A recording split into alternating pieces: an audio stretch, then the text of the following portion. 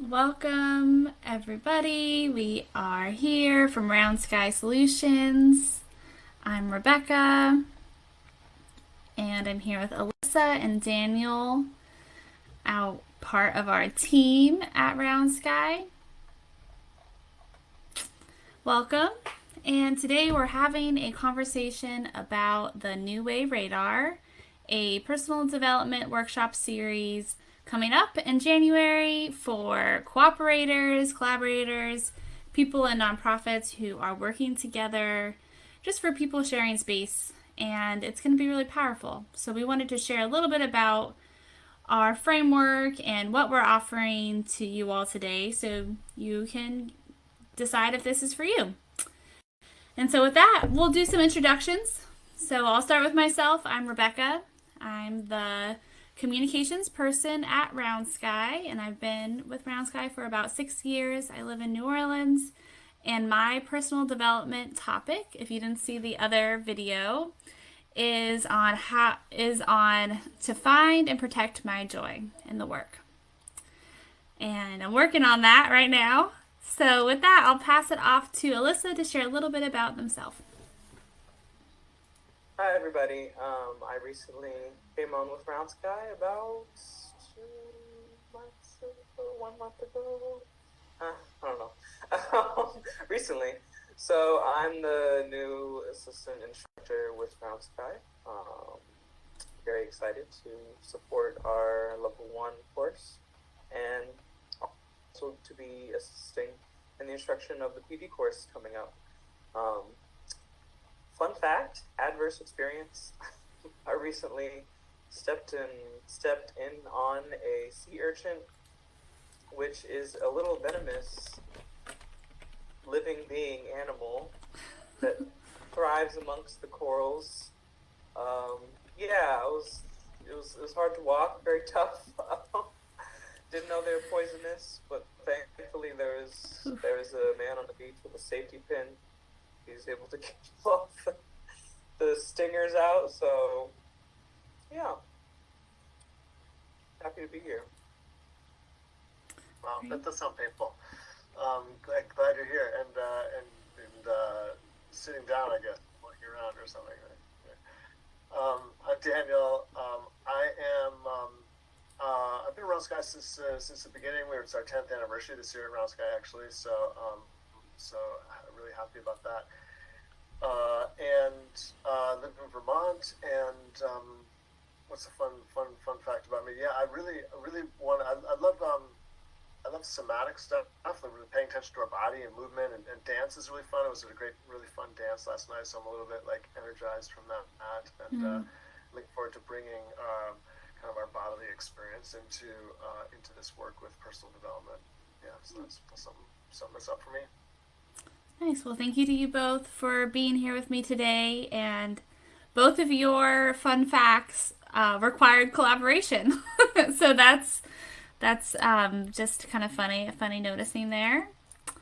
And with that, we're talking about personal development today, and there's a lot of self-help and personal development advice out there.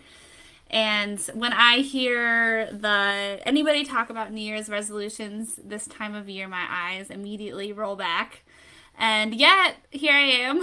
I'm really excited to talk about our workshop series. It's not really about New Year's resolutions, but it's about goals and like making change. And so I would love to hear a little bit from you both about what's going to be unique about this experience for people. Maybe people who are making their New Year's resolutions, or they're like me and rolling their eyes back. Like, what's unique about this? Yeah. I think one of the things that's unique about this is that well, let me just say, like, I resonate with the kind of eye rolling on the New Year's resolutions. And yet, right, there's something about the new year that's really kind of powerful and like opportunity. It's its own metaphor in a sense for like new beginnings and starting over and trying new things and getting into and paying attention to ourselves again in some way that we want to. So I think that's that's important. That impulse to like kind of take a next step with ourselves and enter into a new phase with ourselves is really powerful. And so that's why we want to do the course this time of year, is to help people do that. And in this workshop, in this series of workshops, we're really thinking about not so much about the goal itself. The goal itself is important, the intention is important, but in order to make effective change, it's much more about like finding our ways that we have been relating to this goal of ours and the ways that we would like to be or could be relating to this. We're talking about more about ways of being and kind of states of being that we can examine and inhabit for ourselves, kind of bodily even. And so we talk about that as like current way. Like our current way is kind of all the things up to now that we've been doing related to our kind of change goal, and our new way, which is like how can we grow into a new approach to our lives and to the ways that we want to grow in the future. And so that's really important. That's this kind of current. We call it the new way radar in a sense, because we're trying to like see through the fog in a sense of what the new way could be and how to actually effectively step into that. Thanks. Yeah, I'll definitely continue. I think there's a lot of power in making sort of ritualistic intentions or creating ritual around seasonal shifts, and then attaching resolutions or new practices that you want to like embody. But I think this particular practice is unique because it creates more longevity through like digging deeper into our current way, how that's informed by the past, how we operate, so we can sense that and be able to move forward. And it's also unique because it offers a supportive and non-shameful space, in my experience, to dig into like trauma, social conditioning, and those past experiences of our current way, and all the ways that our current way is serving us. And it's also unique because through a somatic process, we can identify how certain ways we operate our current way produce discomfort in our bodies. And then we can start to identify how we actually want to feel somatically, and then start envisioning and describing a new way from there. Yeah, the somatic piece really, really resonates with me too. Of like, it's not just a goal, but it's this kind of embodiment of it fully, and a conversation with all the parts of you that have informed who you are right now and the why. And yeah, that's really beautiful. Thanks to you both for sharing a little bit more about that. And Daniel mentioned earlier, you've been here for 10 years, a decade, and you co-designed a lot of the personal development processes we use from your own passions, your studies, your experiences. Can you tell us a little bit more about where these come from, what they're about? Some Yeah. background. Yeah, sure. One of the main places I went, I did kind of a big career reshifting a little over a decade ago. It was just before founding Round Sky, I really felt drawn to working with individuals to help them kind of learn and grow and develop themselves. I've been a long time kind of, geek for personal development personally, but felt like, it's time to like take that into the professional realm and begin to have effective ways of helping other people with that journey for themselves. And I went to this fantastic and deep training program called Integral Coaching Canada, and was certified as a master integral coach. And that was really profound, both personally and professionally, kind of like learning environment. A lot of the practices we have are adaptations, for kind of group work and group process from the individual coaching practices that I learned there. One of the key things that as well is the work of Robert Keegan and Lisa Leahy. They generated something called Immunity to Change, which is a really kind of nuanced look at like how how our kind of adaptive responses to the past, which worked for us in the past in some fashion, are kind of currently getting in our way now. We kind of generate a resistance or an immunity, they call it, to change, to making change, because what we've done in the past was working for us, and some part of us doesn't want to let that go. We're still committed to that past way in a sense. So we call that the current way, and in our work, and so that's also a really big influence, as well as the somatic work. Just really, and just from my own explorations of like movement and dance and things like that. But also a lot of the recent research on interpersonal neurobiology and things like that. Like the ways that our nervous systems need to be regulated and responsive, and our bodies need to be included in any kind of change efforts that we want to make to have them be effective and sustainable. I've really been geeking out on like polyvagal theory and things like that lately, So that's been really fun. Great. Yeah. Thanks for sharing all the different aspects again. That's kind of what I like about our approaches, is that it's like it hits so many different pieces of ourselves, and it doesn't ask us really to compartmentalize those fully. So that's what I like. We just heard from Daniel about the background of the practices and just all the little pieces, and would love to hear from you as our newest member of our team, and you've freshly gone through the personal development practices, so you have this kind of fresh mindset. I'd love to hear about your experience. What was it like for you to go through the process, and just generally what's coming up for you? Yeah. So in demonstrating the process, the most recent topic I developed was about liberating my agency and transformative partnerships in community.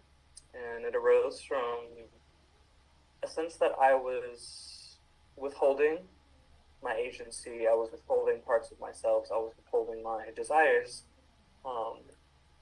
And my body was feeling very just concave.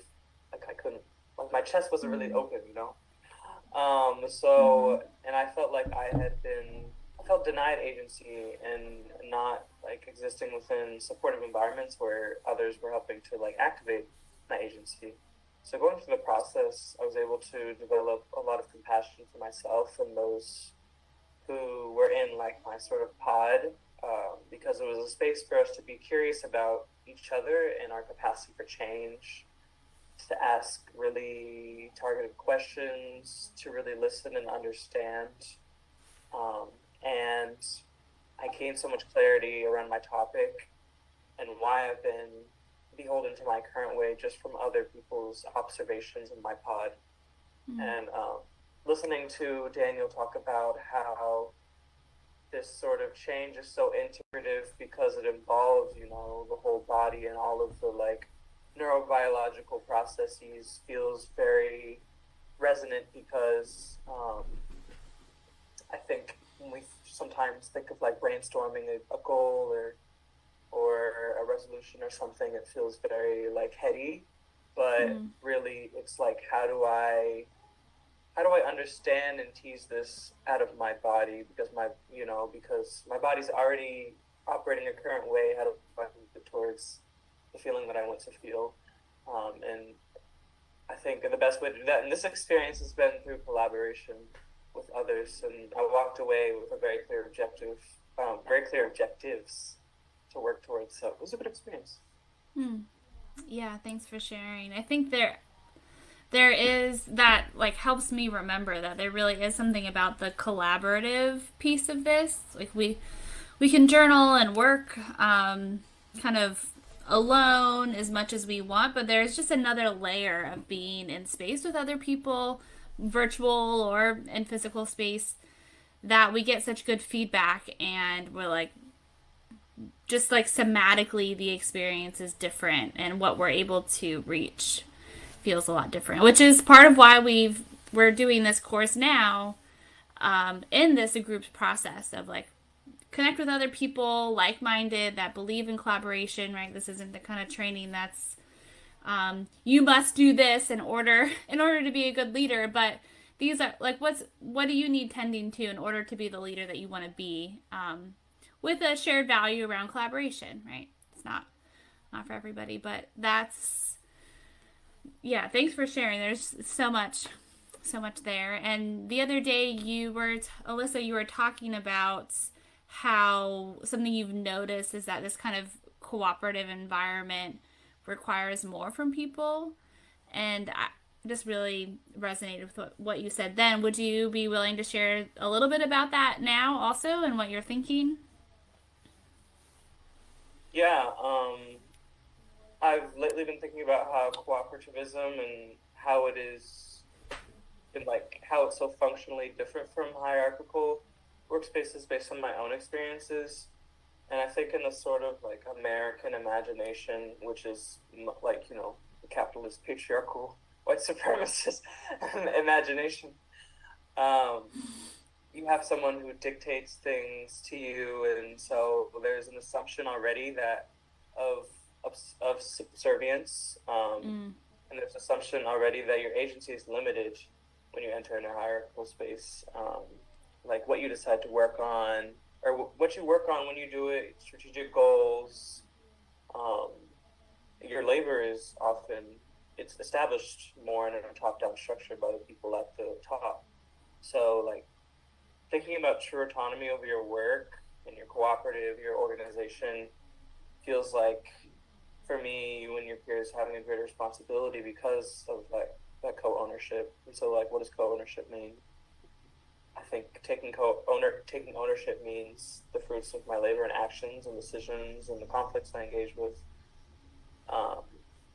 has a more direct impact on me at the end of the day, because I'm actually a chunk of this institution, like in a material way, but also in a social way. And you shape the direction more heavily and have a responsibility for self-advocacy, because self-advocacy is cooperative advocacy in this case. You can't like take the individual from it. The individual is we are the institution. So the cooperative, like in its success, rests on openness and being authentic and responsive to your tensions, confrontations, ideas, dreams, challenges, etc. And like, to me, that's like the only way a group can grow together. Yeah, that's great. I resonate with that sense of like in order for the cooperative, the collaborative environment, the group, the whatever this collective that we're working in and with, requires each of us to show up really fully in some way, right? Because each of us showing up is what happens, in a sense. It is what makes the whole thing happen. And so thus the focus on personal development is a key aspect of cooperative work, in a sense, right? And so how do we create like really effective and nuanced learning goals for ourselves that benefit us, and then if we're benefited, then we're benefiting the whole, as in a sense as well. So Those are, thank you both. I put in quotes in our comment section here, just these great like quotables. Self-advocacy is cooperative advocacy in this case, and each of us showing up is what happens. Like, that's what makes it happen. And that is just so true. And to me, that's part of what I think is unique about our work, is this personal development approach to cooperation. That is not, we're very structure oriented, but we're also very personal development oriented, because if we're not working on ourselves, if we're not in conversation with our team members about how we're showing up and how we want to, it gets us stuck. It makes us stagnant. Dynamics can continue in ways that aren't working for us, are harmful, and we can, the negative parts aside, like, we can just do so much together when we are getting on this level of personal development. So it can be really beautiful. And on like the cooperative part is really important, but also, Daniel, I've really appreciated your time with me on honing my topics and helping, like, your coaching approach. even within our meetings is really valuable. So a little shameless plug here that we're doing worker co-op Wednesdays of December deals with purchases of the New Way Radar. So if you want that code, for this Wednesday, this coming Wednesday, is the free coaching session with Daniel one-on-one to kind of help hone your personal development work after the New Way Radar and just get a little bit deeper so that you can bring that to your team. So message us if you want that code to get an early start on the deal. We only have so much capacity, so it's not unlimited, unfortunately. But with that, to you, Daniel, the other day we were discussing the metaphor aspect of our personal development processes. And I'm curious if both of you could share a little bit about that. What, like, metaphor and personal development? Share more. Yeah, cool. Yeah, because we've been talking a lot about kind of like the kind of the cool, like, you know, a need to pay attention to the new way and the current way and all this stuff like that is kind of like a framework, you know, it's kind of this, you know, and how to get it into our bodies. But one of the really key things is like having a metaphor for each of these kind of like ways of being, like something that really kind of captures the essence of what that is for us, so we can see ourselves in action more easily. We can, you know, we can imagine what it would be like to be our new way more easily. So if, like, for instance, my currently, like, my topic recently has been basically to show my strengths more, right? Like, I tend to be a little shy, you know, from like sharing like what's great about me or something like that, right? So my current way metaphor is like the tentative tortoise, you know, this idea of like, you know, when it comes time to like share my strength, I can tend to like kind of curl up and go in my shell or something like that, right? And so that really helps me like notice, like even somatically, like am I shirking, is shying back, pulling back, kind of retracting in a sense, like it's like it's a bodily almost. The metaphor kind of helps me notice like what's happening in my body, as well as like what am I doing in my actions in the world, you know, am I pulling back, you know. And so it kind of creates this touch point through my day to notice what's going on for myself a little more quickly and easily by having a kind of a this kind of like, yeah, the metaphor for, you know, this kind of artistic or imaginative is the word I'm looking for, way of conceptualizing kind of the whole thing in one little statement. Thanks. Yeah, what's on your mind, Alyssa? Very similar. I'm also just thinking right now about like the power of symbol making as well, and how symbols have such like imprint on like our imaginations and our bodies. So like in that vein, I also agree. It feels the metaphors of for a new way and current way feel very like artistic, because your body's able to craft this like feeling into this image of like the most ideal like bodily sensation, like outcome for embodying your topic, or state of being for embodying your topic. And it's just inspiring to have that metaphor, to imagine what it feels like, embody that state of being and allow that to guide you, and notice when you're aligning more with your current way or your new way, but not in a like bad me like type thing, more in a okay, I'm noticing what could I do to move toward that new way metaphor and promote that feeling, and like it's sort of an experiment from there. So yeah, thanks for that. Yeah, I really liked what you said about the not shaming earlier. You're talking about shame, and then now, like, you know, because it's a sense of not beating ourselves up for being our current way, in a sense, right? And yeah, like with my current way metaphor is like the tentative tortoises. That's also like a tenderness. There's all these T's in my metaphor, right? The tentative tortoise or something. It's like, and then there's a sense of like, oh, like Daniel, like, you know, it's, you know, you're okay, you know, like it's understandable of why you would feel that way, and you know, given your history and things like that. It's not a crazy flaw in me to have this current way, right? It's just the adaptation that I had that made life work well enough in the past, But now what and it limits me. So how do I create a new way, metaphor and conception and embodiment and artistic snapshot for what the new way could be. So the new way radar, right? So how do we see through the kind of the foggy, kind of confusing elements of our lives and kind of just hone in on what that new way could be and kind of crystallize that for ourselves. Yeah. That's real. I'm glad you said that. I love the creative aspect too that both of you just mentioned.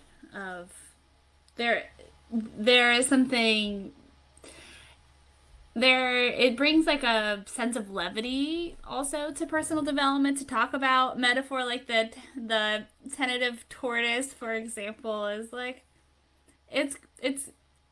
it brings another layer of not necessarily humor, but just a sense of lightness that I think can be really helpful for me, at least, as someone who can get stuck in seriousness, which is why my topic is to find and protect my joy, is bringing where I can find lightness and processes are really helpful, and creativity.